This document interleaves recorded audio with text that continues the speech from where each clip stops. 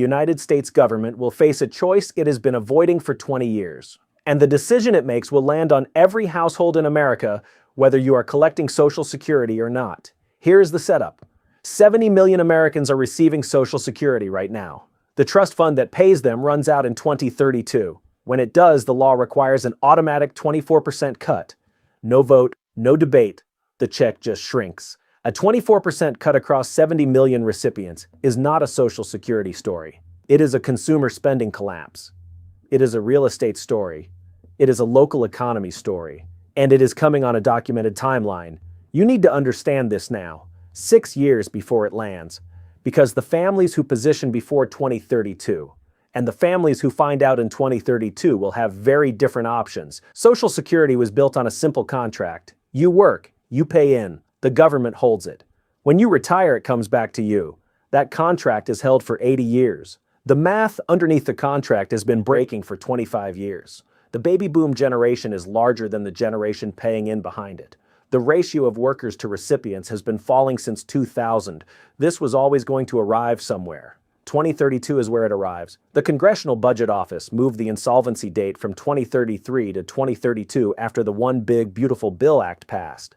The law added $170 billion in costs to the trust fund over 10 years. The insolvency date moved while the bill was being signed. Now here is what 24% actually means in the lives of real people, not on a spreadsheet. The average retired couple receiving 2 Social Security checks depends on that income for a significant portion of their monthly budget. A 24% cut is not an inconvenience. It is a forced restructuring of how they live. They eat out less. They delay medical care. They stop spending at the local hardware store, the local restaurant, the local grocery store.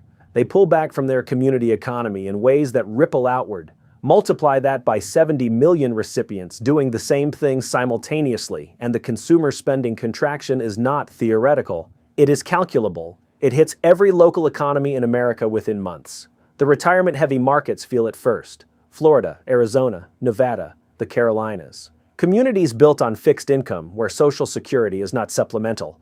It is the foundation. When the foundation shrinks, local property values follow. Local businesses close. Local tax bases contract. The investor who understood this 6 years early is buying. Everyone else is watching their markets soften and wondering why. Now here is the part that tells you exactly what happens next, because this has happened before. And the historical record is specific. Social Security was 3 months from insolvency, not 6 years, 3 months.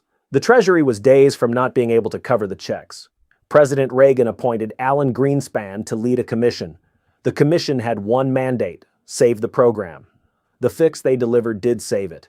The fix raised the retirement age from 65 to 67. It taxed Social Security benefits for the first time in the program's history. It raised payroll taxes on every working American. The program survived. The trust fund was restabilized, and the average American worker lost $4,200 in lifetime benefits to pay for the solution. Congress saved the program. The worker paid the bill. That is always how this ends. The 1983 playbook is the only playbook Congress has ever used on this problem, and they are going to use it again. Here is what the 1983 playbook looks like in 2032. Retirement age increases, likely to 68 or 69. Benefits taxed more aggressively at higher income levels. Payroll taxes rise on current workers. Some form of means testing introduced. The program survives. The worker pays. If you are 45 to 65 right now, you are in the payment window. Now here is the real opportunity inside this reckoning, and it is specific. The families who came through the 1983 reform intact were not the wealthiest households. They were the households that had built income that did not depend entirely on the government formula. Rental income from a paid-off property, dividend income from a portfolio built steadily over time, a small business generating cash flow.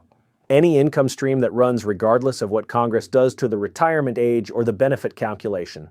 A 24% cut on a household where Social Security is 80% of income is a catastrophe. Hey, real quick, sorry to interrupt. Look, what you just watched is exactly why I created the Real Estate Crash Bundle. This project walks you through exactly how to protect your position before the next wave hits. This bundle is at a huge discount right now, and I don't know how long I'm going to be keeping it at this price. So I'm going to throw the link down below, and now let's dive right back into the video. On a household where it is 40%, it is painful but survivable. The 6-year window before 2032 is an intelligence advantage most of the market does not have yet. The zip codes most exposed to the benefit cut scenario are the ones with the highest concentration of Social Security-dependent households. You can identify them today. The data is public. When the cut lands, those communities contract. Local businesses close. Property values soften. The investor who bought correctly positioned assets before the contraction is the buyer others sell to. Here is what to actually do with this information starting now. If you are within 10 years of claiming, model what a 24% cut does to your monthly cash flow before it happens. Delay claiming if you can. Every year between 62 and 70 adds roughly 8% to your base benefit. Build toward owning your home outright before retirement. A paid-off home eliminates the largest fixed cost in retirement. Build any income stream outside the government formula. One rental property generating $1,200 per month changes the math on the 24% scenario entirely. Identify the markets in your portfolio or target list with the highest Social Security dependency. Those markets carry the most risk in the 2032 scenario and the most opportunity in the distress phase that follows. Track the trust fund depletion date every quarter. The CBO updates its projections. The earlier you see it, the more time you have. The contract was simple. You paid in, it would be there. For 80 years, the math held. In 2032, the math runs out. Congress will fix it the same way it fixed it in 1983. The worker will pay the bill. The only question left is whether you built the position to absorb it, or whether you are finding out when the check changes. The window is 6 years. That is longer than most people think, and shorter than it sounds.